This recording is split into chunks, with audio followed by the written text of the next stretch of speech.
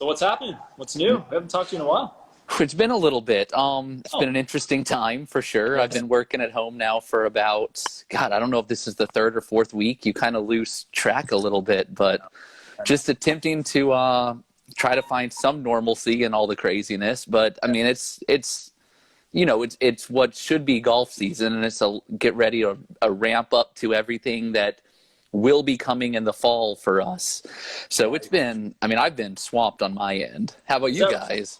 Yeah, I mean, I mean, I'll speak personally. I've found some therapeutic time here at TXG, making videos, chatting with people like yourself, and just kind of doing our work that we usually do. That's been a lifesaver for me personally. I'm not really sure what the hell I'd be doing if I weren't doing it, to be honest. No. It's been good. I think we've had a chance to up the content a little bit and kind of focus on some other things. And yeah, it's just you just got to make the best of which is a pretty bad situation for a lot of people out there. We know how fortunate we are to be able to come in here and be able to still do this. So we were lucky. Yeah, absolutely. I mean, we've been doing a lot of the same where it's, in the downtime, because everybody's got so much downtime right now. It's like, how can we fill with as much content as possible? So I've been trying to be as active on Twitter, on Instagram, getting with the guys like you. I was happy this was able to work out, but, talking on some of the other forums and just trying to keep golf top of mind, because it's at least, it feels like even though a lot of people aren't playing, it's still a distraction that a lot of people really want to be talking about, especially as the weather's getting nice. I know, so true. Yeah, and I see you've been keeping fit, and you've been Tracy, been doing a lot of your workouts. We have been, so it's been cool. Our gym has done a really good job of transitioning to online training, and they've been doing every morning they'll send out, or actually the evening before they'll send out what the workout is for the morning. Then we've been trying to, and I'm not gonna say I've been great at it, but I've been trying to wake up every morning and get up and do it. But it's the days that you do it, you feel a lot better. So I know I started out last week kind of slack, but I finished the week pretty well, so been trying to keep busy. Is your gym? I assume your gym is shut down too. Everything, all the gyms, all that type of thing has been shut down. We were actually, I was lucky. We have a gym right across the street from us. Oh, nice. At TXG, and they actually put on a post that they were renting the equipment. Oh, so nice. You could rent the equipment, take it home, whether it be a rowing machine or a tread or whatever you wanted to fit in your car, basically. So that's really nice. I have every weight, basically, from a 10-pound dumbbell up to a 55-pound dumbbell, all in the house. I got a bench from them and was able to. I would say I'm probably working out way more now than I was prior to the sort of lockdown. That's fantastic. Really enjoying that side of things and just being a bit more disciplined with certain things that when time is not on your side, and obviously when we get into busy season, all of us time gets away from you. But now can, the things that are important to you to hit reset, get back to those values. This is a good time to do that, and it's really good for your mental state, I think, as well. It can be. I think if you use it, it's easy to get in a negative state of mind. I mean, I've slipped a couple of days where I thought, I am so sick of like all this. Everything's depressing. Like everyone's reading news. It's like there doesn't seem to be any sort of positivity. But if you buckle down, like you say, make sure you get up early, do your fitness, or take this time to get into fitness or work on your diet or something. Right. I mean, it's got to be something good to come of it, because the rest of it is obviously not good. So yeah, it's been crazy for sure. And we did a similar thing where we could rent some of the equipment. I wish we had a rower or something like that, but we don't. We've got one of these. I'm actually down in my basement. We've got one of these awful bikes that'll just beat you up pretty bad. So we've got one of those, and then we've got I've got a couple kettlebells as well, which you can beat yourself up pretty good with those. So hell yeah. It's been good. So, it's going to be interesting to get back to the swing of things. Like, I mean, the time it started out feeling like it was going really slow. And now all of a sudden you think back and you're like, man, it's been weeks. So I don't know. It's going fast all of a sudden. It's really interesting. I totally agree. Well, I'm kind of the mindset for TXG that when this thing hit, when we all get going again, we've got to try and be in the fast lane. That's the way I'm thinking about this, because if there's a lot of people out there that are treating this as some downtime and catching up on Netflix and this and that, then when this thing restarts, there's going to be people running over the top of you, and if you're not ready to rock and roll, people are going to want the outlet that they've been starved of, and this will be that to a lot of golfers, and you guys will be the same way. For sure, yeah. I was having a good, interesting conversation with one of our vendors, actually one of our grip vendors the other day, and everybody in the industry is really getting together and kind of trying to talk and understand, what do you think is going to happen? What do we think is going to happen? Because how do you forecast for all these things? And we honestly, it almost feels like, where if you look at, the graph of what you expect everything to happen, everything fell off so quickly. We feel like there's so much pent-up demand and people are getting anxious to get back out that it almost might be like a V-shaped recovery as opposed to a slow recovery. So to your point, if you're not ready to go when that recovery starts to happen, you'll get run over. Yeah, totally. No, it's so true. It's interesting. So talking about product launch, and you guys had sort of some stuff coming. We know the cycles that Mizuno goes in. Is that going to affect you guys? Is that going to push that back, or what do you know? That's the thing, that it's almost like it changes daily. As of today, we're sticking to our launch cycle. So, what that's going to look like, though, is right now we're trying to understand where that leaves us inventory-wise, just because, right now we've missed 4 of the heaviest sales weeks of the entire year. So what does that look like on the back end of it? So, the last thing you want to do is just have a surplus of older product in the market. Granted, the replacement stuff is better. It'll be an improvement. But then, with the economy doing what it's doing, are people going to be looking to, hey, maybe I can get something older on a discount? So you don't want to handcuff a new launch because of excess inventory. So it's running a lot of numbers, trying to understand, exactly how many do we have? When do we think we'll run out? What do we think the forecast will be? But if I had to pin it down as of today, all the new stuff, we were ahead of it in terms of producing it and getting it ready and being ready to build up. And, China's back up and running pretty much full steam right now. So everything from the supply chain side's in a really good position to, I think we're going to go with some of our new stuff coming up. So we're excited about that. So I know Ian and I are lucky enough to hear kind of a little bit of the whisperings, what's coming. And when you came and visited, we chatted about it a little bit. What can you kind of preview for those watching at home that would love to hear about what's coming out from Mizuno to give them a little spark? Yeah, so, we are one of the more predictable companies out there in terms of, I don't think it'd be a big surprise to tell you that some new JPX stuff will be on the market come this fall. The interesting thing that we try to do is each year when we launch a new JPX, going from the 800, 825, 850, 900, 919, and the next one, you'll see one of them get a major upgrade in each step. So it's almost like 2 of them will get like minor upgrades, 1 of them will get a major upgrade. Just so it's almost like that puts us on a cycle of, this is the one that we're really focusing on this go round. And you'll see something new and interesting out of that line. So it's not exactly what you'll expect, but there'll be some new and some new performance out of them too. So we're very excited about what's coming.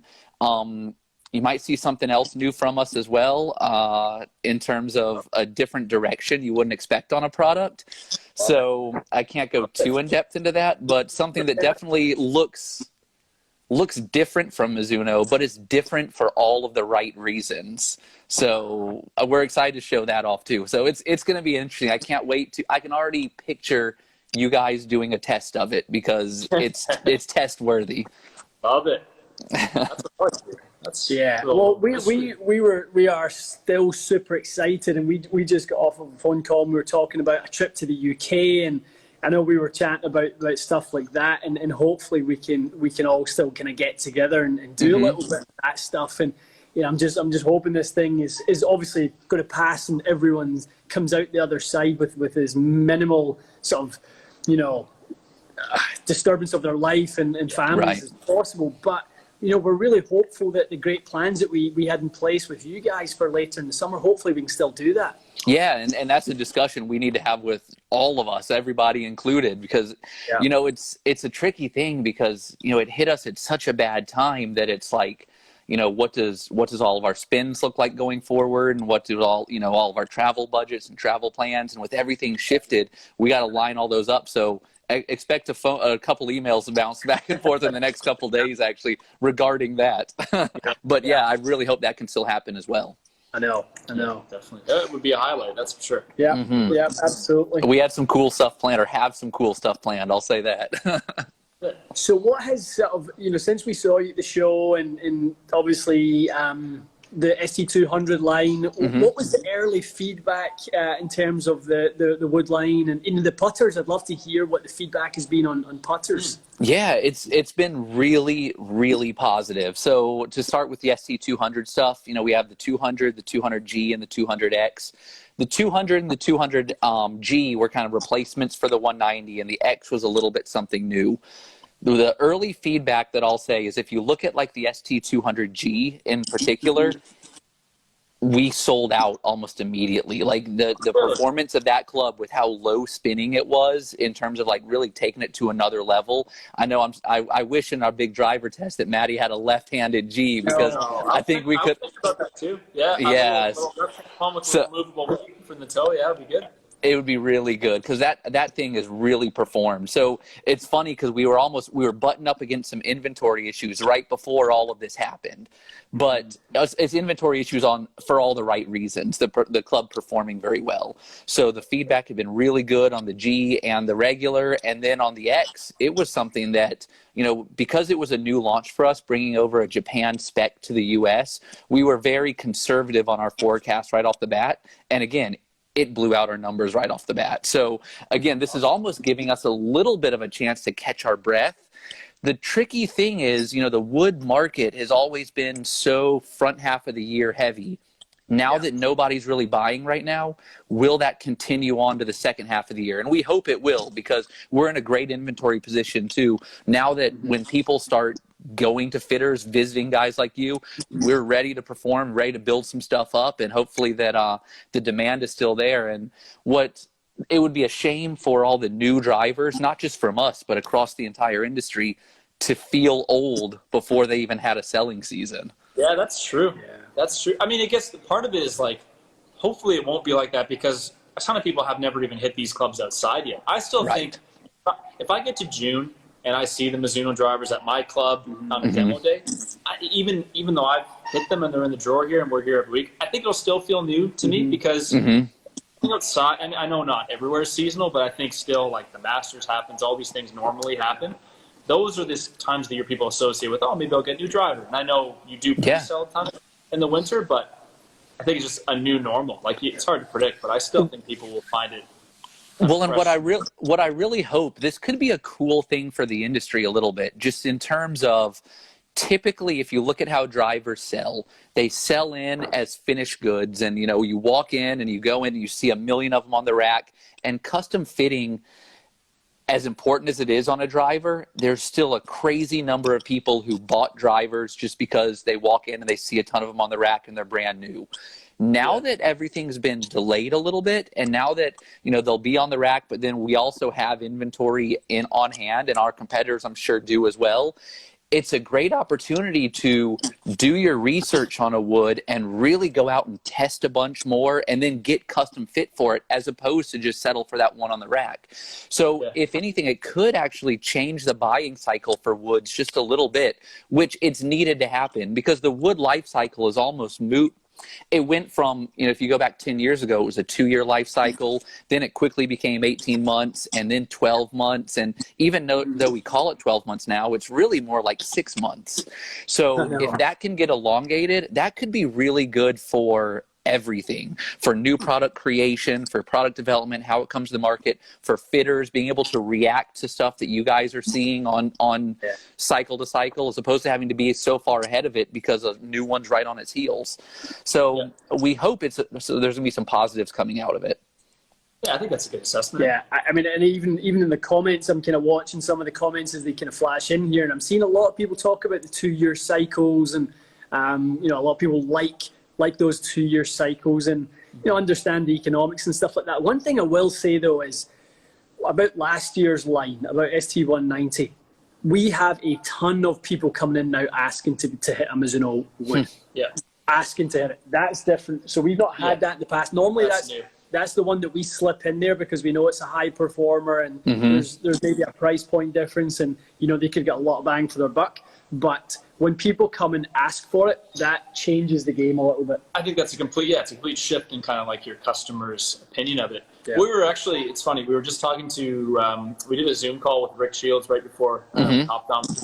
He made a good point. I think that, you know, it's not a new point. I think people are aware of it, but just how important the sticker price on the top tier drivers is. So Mizuno, obviously, I think you guys, is it 100 US, let's say, about lower than the rest of the market? that's about right. So, you know, our G is at 500 or 499, and our standard is at 399. So it is, you know, depending on the club, about $100 less. Yeah. Yeah, and I think Cobra's got some good publicity from having a similar. I don't know if it's exactly the same as you guys, but again, so I mean, it's interesting to hear Rick saying, especially just how important that is to someone to say, like, that Mizuno driver. Again, fitting is very important, and not to say it's for everybody. If you line up 3 drivers and they all perform really well for a person, like $100 is a lot of money. Like, it is. That's a big percentage of that sale price. It's like, it's a shaft upgrade. It's 2 dozen, 3 dozen golf balls. It's a lesson. It's a fitting for wedges. It's so many things that,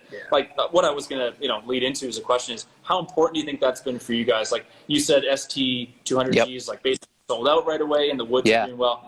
Do you guys see that as like a big kind of boost to it's how the absolutely part of it, and it was part of a strategic plan to do that, in terms of, as our goal was to grow market share on the wood side, become more relevant on the wood side.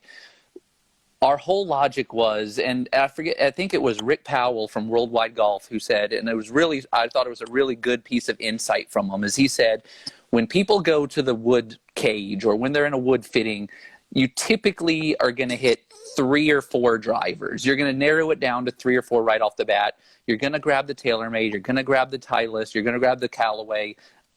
How do you become that extra wild card in there? Yeah. And part of Mizuno's thing is we weren't that wild card for a long time. So strategically, we made the pitch to our upper management and to our business side of, look, we're going to take a little bit of a margin hit on this because we're putting every bit as much into the head cost as our other guys.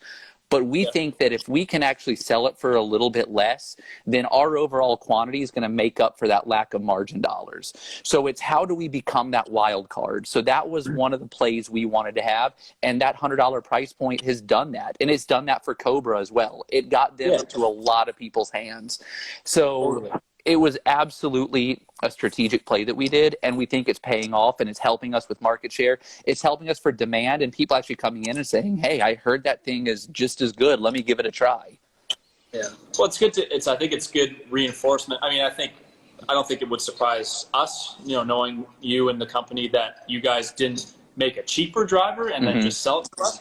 But I think it's good for people to hear that, listen, that driver really, in terms of margin, we're just making less margin. It's just as expensive to make, but we're just making less money on it so that you guys can have a better price point. I mean, honestly, if anything was going to resonate with someone, that's about as good as it gets. And then for you, you're running a business still. I get it. It's economics, though. If you do more volume, you guys can still make just as much money and profit on it. And it kind of is a win-win for everybody. Absolutely. And the hope is, it's funny, if you look at it in the industry, how other people have done a similar strategy. You look at how Callaway came with some of their Chrome Soft golf balls. The golf ball market is such a crazy one where Titleist is so dominant in it. Callaway came with the Chrome Soft golf ball at a lower price point, and then once it got some momentum behind it, the price point began to creep up. So it's almost, you establish it at that price point, and then from there, once you begin to build the trust with it, then you have the opportunity to creep up and challenge some of the higher price points with the competitors. So it's all a strategy, and it's how does the business work, and how are you going to get into the consumer's hand, gain their trust, and then keep their trust after that. Yeah, I think it's. I mean, clearly it's worked really well, and I thought it was smart from the beginning. Definitely. Chris, one of our long-time sort of subscribers just asked a question there about how has this period affected the development from an R&D standpoint? Has time given you guys a fresh sort of almost a blank canvas to kind of rethink about things and maybe have time that you wouldn't normally have with a clear mind? Or has it got in the way? So we work so far out ahead of things. Like, for example, our next JPX line is pretty much it's baked right now. It's in mass production right now. We're waiting to start building is where we're at on that. So it hasn't affected that at all. Our next wood line, it's definitely made us think about what's the right timing for that and what can we do on that. So we've actually had an extra round of prototyping, which is great. And whenever you can build in an extra round of samples, that's a fantastic thing because that's just one more step to get it further and further along and to make improvements at any step. So the ability to have one more round of prototyping has been great on the wood side.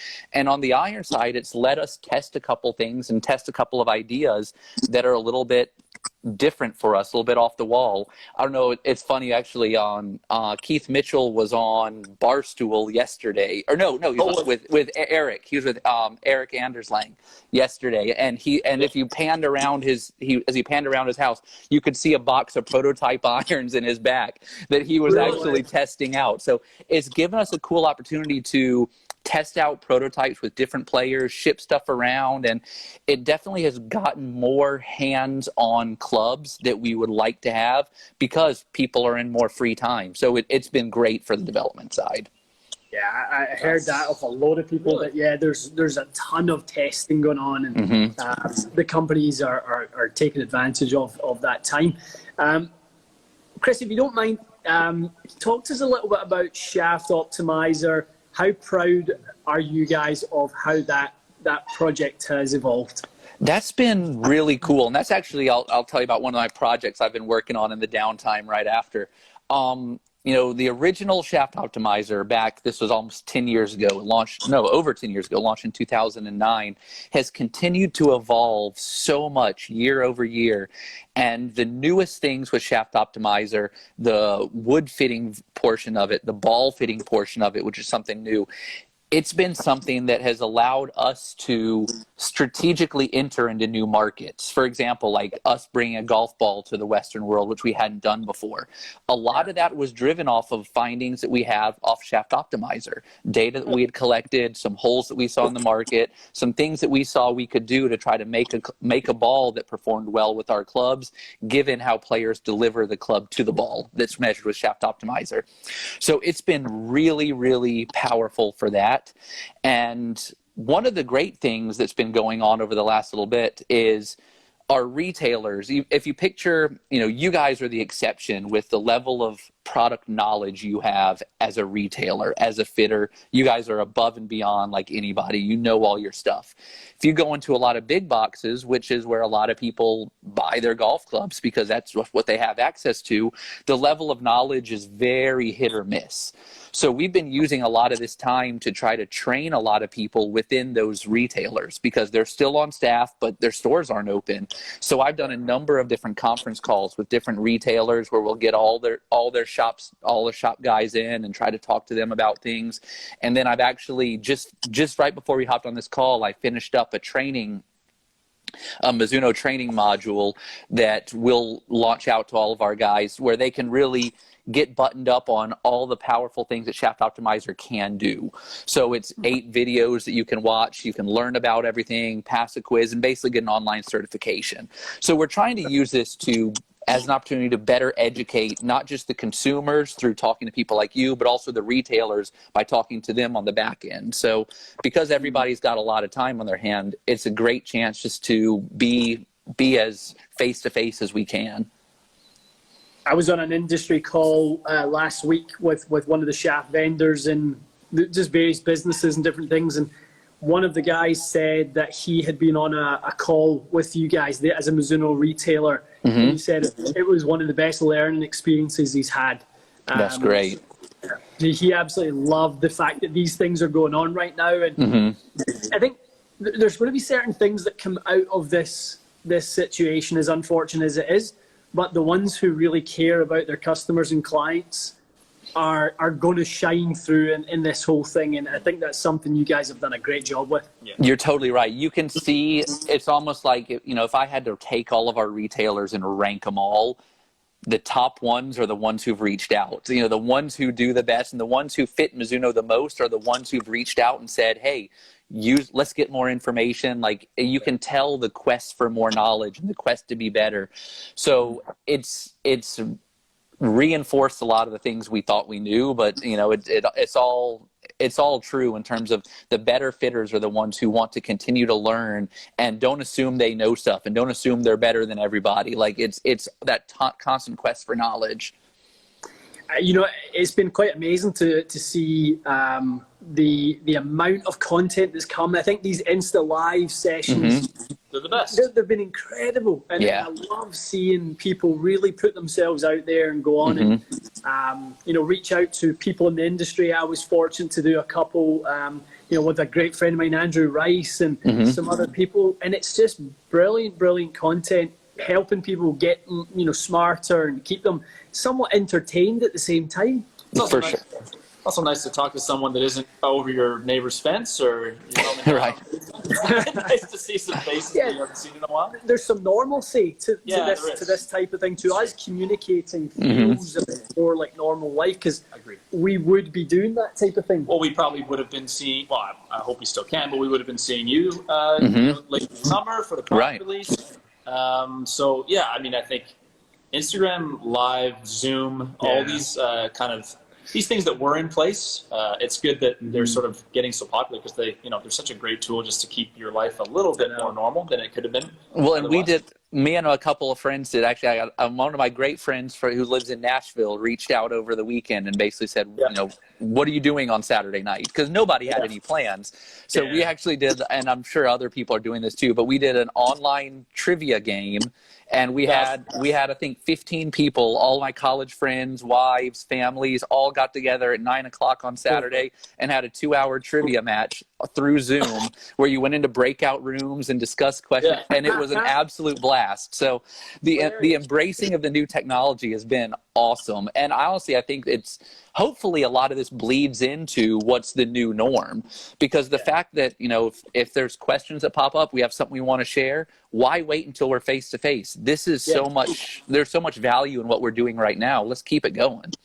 Well, that's a great point. I think people are getting better at presenting this well. I mean, to be honest with you, just in the last week, the amount of research, because my job here is to make the production as good as it can be. So the amount of time I've spent making sure that our Zoom calls are the best they can be. Unfortunately, Instagram Live is a phone, and that's all you can do. But if there was a way to make Instagram Live a little better, we would do it. But you're right. I think at the end of it, everyone will become so much better at these remote sessions. Yeah. The number of people you talk to on Instagram Live, like yourself right now, you made sure you had AirPods in, like you get to a part of your room that's well lit. Like, that stuff makes a difference. Like, people want to watch us talk, but if you can't see the person's face and the sound's cutting out, like your internet connection sucks, like that kind of stuff matters. And I think people are going to get so much better at producing this content. And as you said, they won't wait. Like, there's a million questions that the three of us will share right now that we probably would have had to wait till, I don't know, whatever, August, September. Yeah, exactly. And now we're just going to do it right now, and people can just watch and enjoy it. Absolutely.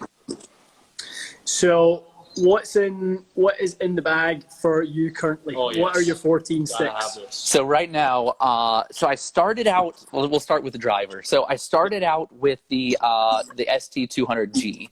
I had been playing like the standard ST190. I've always been somebody who, I don't spin it much. Like, I hit up, I got about a +4 angle of attack. So I'm always a low spin guy.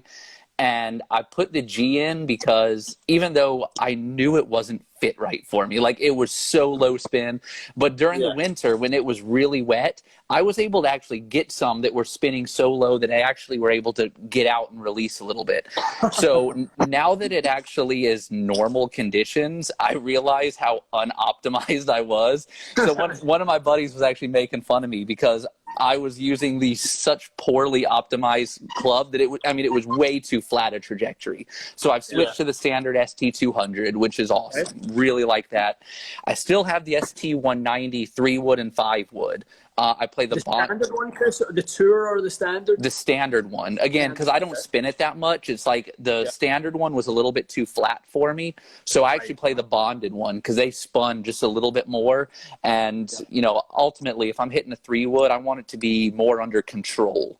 So that's where that came in. And then the 5-wood is something that replaced a hybrid earlier this summer, and I've loved a 5-wood. Like, I have never played a 5-wood in my life. I'd always been either a long iron guy or a hybrid guy. But the 5-wood has been really, really nice to have a club that I know can carry 235. Like, I wanted that number, and that club got me that number, which has been awesome. On the iron side, I'm still, because I'm not much of a tinkerer. It's funny because I've got a whole set of things to be built up sitting at my office that I'm not allowed to go to right now. But I've got a MP H5 still in the 3 and the 4 iron. They launched a little bit higher than the MMC for me, and the HMB is what I'm waiting to get built up. But we sold out very quickly of the long irons, and I'd rather a customer get it right off the bat. I'll get mine when I get it. So I've still got the H5s in the bags and the JPX 919 tours, all with the dynamic gold AMT shaft, which I've really liked. I go basically on the 919s, I go from 5 iron to 9 iron. And then I've still got the old T7s in the 46, 51, 58. Again, like the set I've got to build up is I've got HMBs in the long irons, 3 and 4. In the mid irons, I'm waiting for the something that's coming up very shortly because I know how cool it's going to look I got a set of the blackout AMTs. So I'm going to put the blackouts on those, and I got some really cool BB&F ferrules to go on them. So they're going to be look a little bit more blingy than I usually do, but I'm really excited about that. Oh, that's nice. I love to hear that you're seeing that as a cool way to build your set and make it personal for you. And that's awesome. Yeah, and then I've got an M Craft 2 putter, the black one with the I put the 13-gram weights in it to bring the weight up just a little bit, the answer style. Nice. Very cool. Very cool. I made a couple of little notes just as you were going there. I saw a question come in from Scott. What is your current handicap? Right now, I think with the new one, I'm a 1.5 right now. I've been playing. You know, it was in the pluses late last year, and then I've just got on a cold streak for a while. I figured out something I wasn't quite doing in my swing, and I had a stretch when I was playing really poorly. And then as soon as we went in Georgia, a lot of the courses are still open, and they went to the cups that aren't all the way in, where basically a 4-footer is a 1-footer. You just mash it.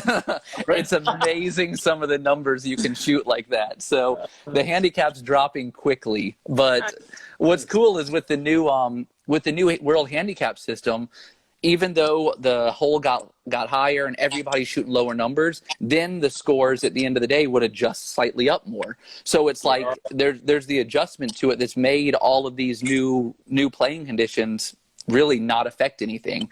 So right now I'm a 1.5, but my goal by end of May, I'll be in the pluses. That's the goal. Love that. A couple people asked about super speed, Chris. Also, yes.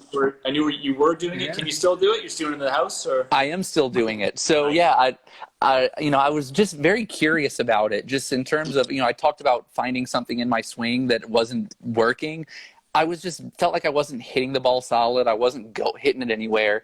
I got some super speed sticks, and I've been training with those. I think I'm midway through week 3, and right off the bat, I saw a ball speed jump, which is great.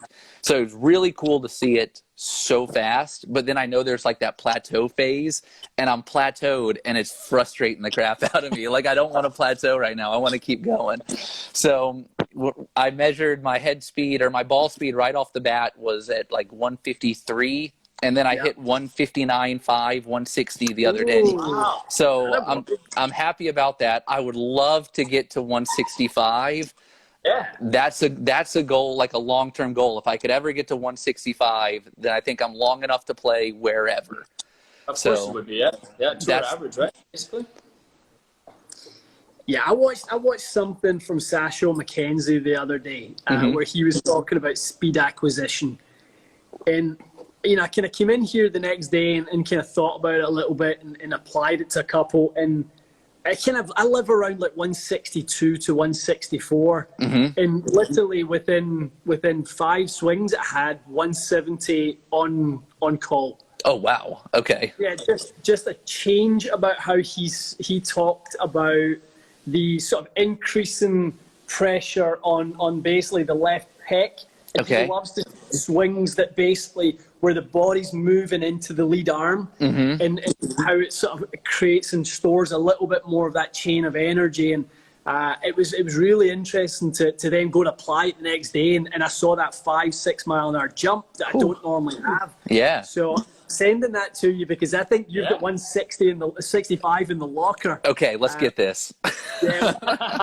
Let's get that sent. Mission 165. I got this before the lockdown is done. Yes. What? A couple people asked also golf ball, Chris. What's next, basically? Yeah.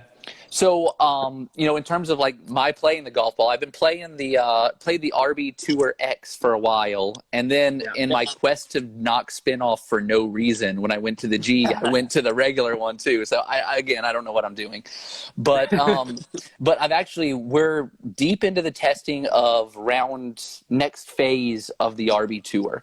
So I've been doing some prototype testing on that. One of the big things we're looking at is the cover, in terms of the durability of the cover, in terms of the look of the cover, just in terms of the actually, like, you know, what's the actual color of it is so important in terms of how much sheen does it have, how much reflection, how plastic versus urethane does it look. So we've been looking a lot at that and testing some stuff aerodynamically as well. So, you know, we're always, if you look at all of our golf balls, they've got some sort of unique dimple story. We've been looking at exploring how can we take what the RB Tour does well and push that even a step farther. So we're deep in the prototyping of some of that. When the next one will launch is what we're trying to determine right now, because it all depends on a lot of how the testing goes. But the RB Tour and RB Tour X have done really well. I hate that they got off to a little bit of a bad reputation from some of the cover durability stuff, but the initial run had a couple issues, but then after that we fixed that. But it's the same golf ball, so a lot of people don't realize like there's been a running change that's happened. So it's like some of those who have given up on it, give it another go, because you're not going to have any durability issues with it. I mean, I didn't know that, to be honest. So yeah, that's a good point. Yeah. It's such a unique golf ball. It's such a good ball. Yeah. And it's funny, we keep it, we use it exclusively for the FSX challenges. That's the best. Because there's nothing that gives you wedge spin. And also gives you the distance that you expect to hit it from a ball speed standpoint. Nothing gives you those two things like that golf ball. No. Like on that FSX challenge, I can land the ball inside one of those circles and it just dead. Yeah, you can hit like 30, 60-yard pitch shots. Yeah. I don't even clip them out usually, and the ball just like stops. It just grabs. I remember that was fun when I was there, when you were first hitting that wedge, and you could see right off the bat that it was doing something a little bit different. So it goes to prove that, you know, there is some difference in some of these high-end balls in terms of what they're going to do, and getting the right one that fits you is so important. Oh, hell yeah. Yeah, we were messing around a couple of weeks ago, and I was hitting a couple of golf balls, and I really don't do well at all with golf balls that don't spin a lot. And I was hitting some it was TP5X, and there's great distance off that golf ball for me, but I spin a 7-iron about 5,000. Right. And it just kind of like flattens out on its angle of descent, and it's just not great for me. And just to kind of prove a point, we done a quick IGTV video, and I grabbed an RB Tour. I think you had just the regular RB Tour. Just the regular RB Tour. And we kind of showed that because of the additional friction on the RB Tour, that launch came down 3 degrees, spin went up 2,000. And, you know, depending on who you are out there and what you need the most of, there's a real variance. And don't let golf balls be the blind spot of the club fitting. Absolutely. Don't let that be something where you're led down a path just because of the way the ball is performing. You're totally right about that. I mean, it's such an overlooked thing, and it's the only thing that is in play every single shot. So the fact that, and that's the funny thing about like low spin is, we talk a lot about on the Shaft Optimizer, we talk a lot about how do you fit a golf ball and where do you start fitting a golf ball. And one of the most common things that we see is that, that if you picture the average player who comes slightly over the top, impart some slice spin on the ball, spin rates are too high, and I'm talking with the driver, then all of a sudden a guy with a high spin rate because of a slice on a driver is seeking a lower spin golf ball, but then there's playing irons where the lofts are super jacked, and all of a sudden you get those 4,800, 5,200 RPM 7 irons because of that low spin ball and that strong lofted iron. You got no chance to hold a green. So we truly believe that you need to fit a golf ball for the meat of your bag, not just for an extreme in your bag. So not just for the short game and not just for the driver, but really that middle of the bell curve part of your bag, those mid irons to long irons, and then see what you can do on the other ends to make them work for the driver and make it work for the putter. That makes a lot of sense. I'm really excited to see what you guys have got coming, because I think there was some real magic in the first version of that golf ball, and really something to build on. And I'm excited, really excited to see what that is. Appreciate that. We'll get them in your hands as soon as we can. You know that. Love it.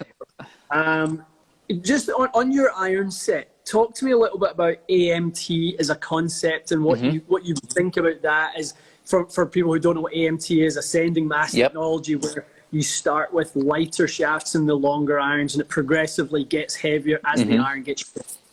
So just going back through my playing golf forever, the very first set of irons that I got custom fit for, this is it was actually my first set of Mizunos, was a set of Tezoid Trues in 1998, 1999, and they came with a dynamic gold Sensicore shaft. I got fit into a Sensicore. And one of the things that a lot of people didn't realize about the Sensicore dynamic gold versus a standard dynamic gold is that was the only shaft from True Temper where the Sensicore version was different than the regular version. So in every other shaft from True Temper, the Sensicore just had the Sensicore insert in it. On the dynamic gold, because it was already such a heavy shaft at 130 grams, the dynamic gold Sensicore was a little bit thinner walled. So the dynamic gold Sensicore was a little bit lighter and just a touch softer as well. So when I was going through a lot of testing, just, all the way through my career, I've been trying to look for a shaft that I liked as much as dynamic gold Sensicore. I tried KBS, I tried a bunch of Nippons, I tried a bunch of things, but nothing I ever seemed to fit me quite like a dynamic gold did. But then obviously when you're playing something that heavy, the long iron side becomes a challenge of how do you get enough launch out of a 3 iron when I don't have astronomical ball speed. So how do we get 3 irons and 4 irons? They're going to land softly. But ultimately, that's where the dynamic gold AMT was such a cool concept, because on the wedge side, the 9 iron, the 37-inch raw shaft is a dynamic gold. It is the exact same one with a different band on it. Then the 8 irons 3 grams lighter, 7 iron 3 grams lighter, 6 irons 3 grams lighter, all the way down to where you're down to about, I believe it's 112 in the 3 iron shaft. Yeah. So all of a sudden I get the benefit of the same EI, the same bending profile as a dynamic gold, but I get a little bit of help. I get a little bit softer long irons, so I can get that added loft, I can get that added spin, and it can come in a little bit steeper. So to me, that's a shaft that I thought was a brilliant design by basically locking the short iron and then fixing a problem on this end. So I've actually loved those shafts. Yeah, it's so good, and I think more people should look at that. It's something I use a lot with our sort of developing junior golfers as well in here, because they change so fast. And one minute you might see them and they're swinging 6 iron at 82 miles an hour. Then you see them the next year, they've had a growth spurt. They've been working with their coach, all these things, and then they're at 92 miles an hour. But they're not ready for the heavy X-Flex stuff. Yep. So it's so nice to transition them from a weight perspective, because often it's the weight they can't quite handle yet. The flips they're okay with, they'll make that work, but it's really just the weight of club, the heft, it's not something that they really are going to manage in a positive fashion. Yeah, and just as someone who, how I kind of think is, if you look at, a driver shaft's going to be, call it 50, 60, 70 grams. A fairway shaft's going to be either the same or a little bit heavier. Hybrid a little bit from there. And then to jump straight from there to a very heavy 3-iron doesn't make a lot of sense to me. So to me, the whole bag, the lengths, the lofts, everything about it should be on some sort of, slope. So as the lofts increase, as the lengths increase, let the weight decrease a little bit. Maintain swing weight, but if you can work with a little bit of extra weight savings on the long iron side to help bridge that 3-iron to a hybrid or fairway wood, it just makes a lot of sense. Yeah, I love that. Nice progression, isn't it, all the way through? Tell us a little bit about M Craft. Yeah, M Craft has been really, it's been very successful for us as well. I talked about, like on the ST200X, how we didn't quite know how to forecast and how to get them in. It was the same thing with M Craft, where the initial forecast that we put in versus how many we've bought today, it's over double. Because right off the bat, we thought that we knew there was some pent-up demand for a Mizuno putter. If you look at the market, there's really no forged putters on the market as well. So between the forging, the classic look, the price coming with a weight kit, what Mizuno does, the materials, at its price, it's very unique in the market. Yeah. So, we brought in initial number, sold out almost immediately. It's funny, we were at PJ Tour Superstore. They do a training summit down in Florida every year.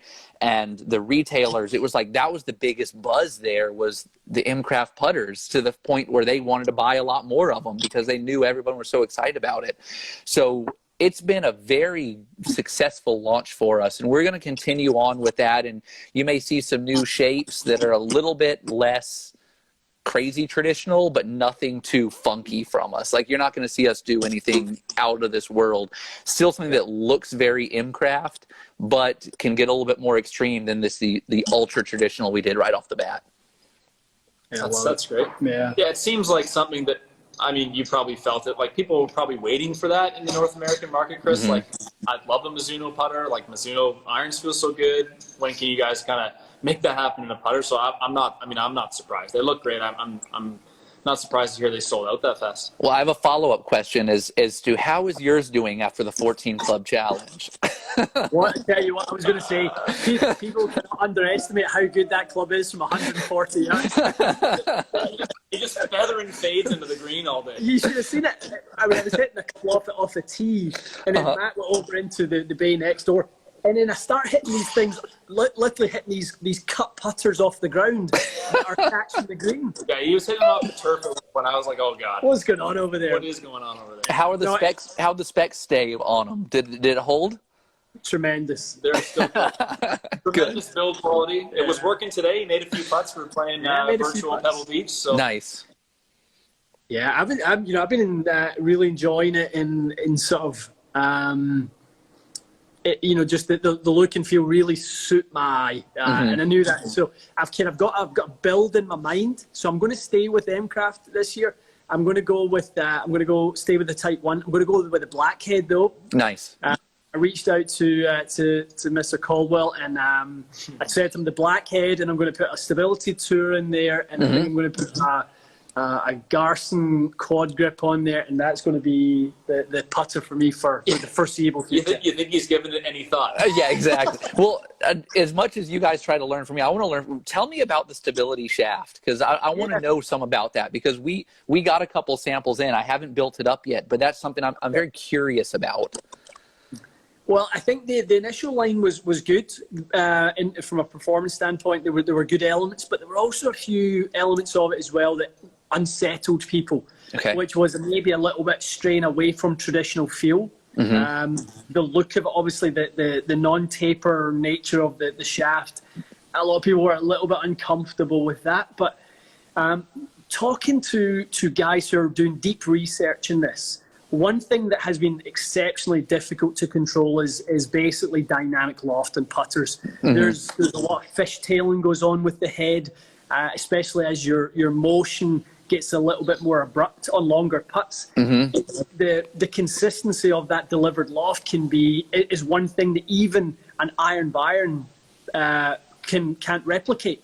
So that, you know, if you put a putter in an iron putter sort of machine, and you can get face angle down to within 0.2 of a degree, but dynamic loft, you cannot control that. And is that just because of flex of a putter shaft? It's almost just de-lofting or lofting based on how hard you swing it? Definitely. Okay. As the putter shaft hasn't evolved, but head weights have gotten heavier. Yes, for sure.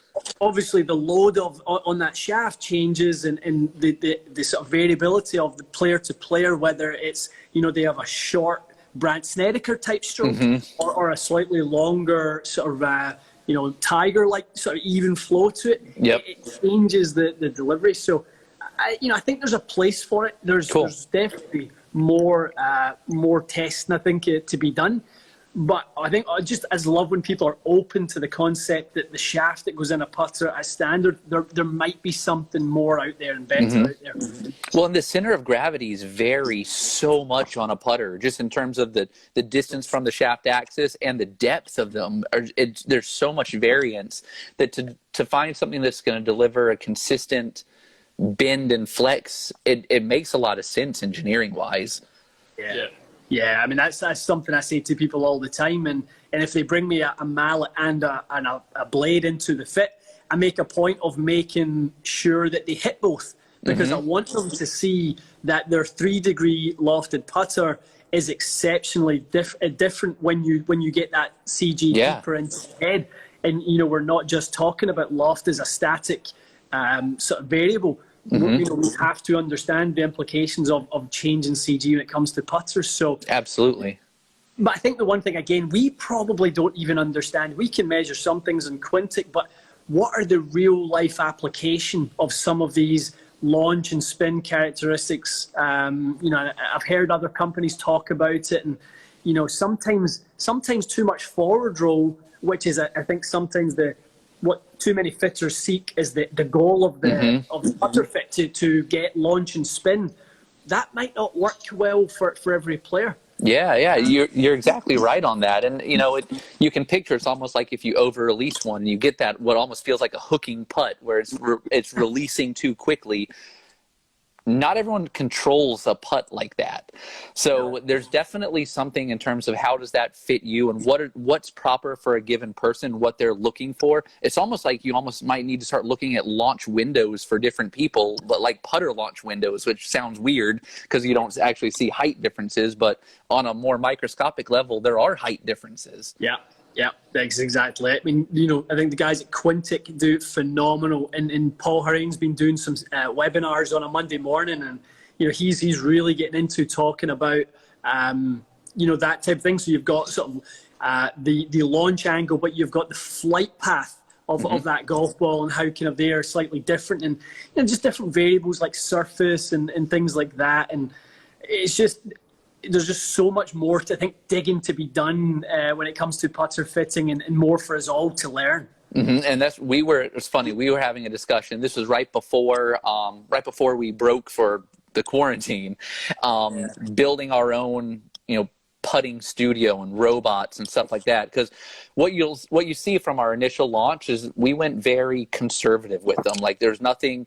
You don't see any outlandish claims of, oh, well, we're going to do this with a spin rate, or we did this, or whatever. It's just very traditional designs with a Mizuno twist on them.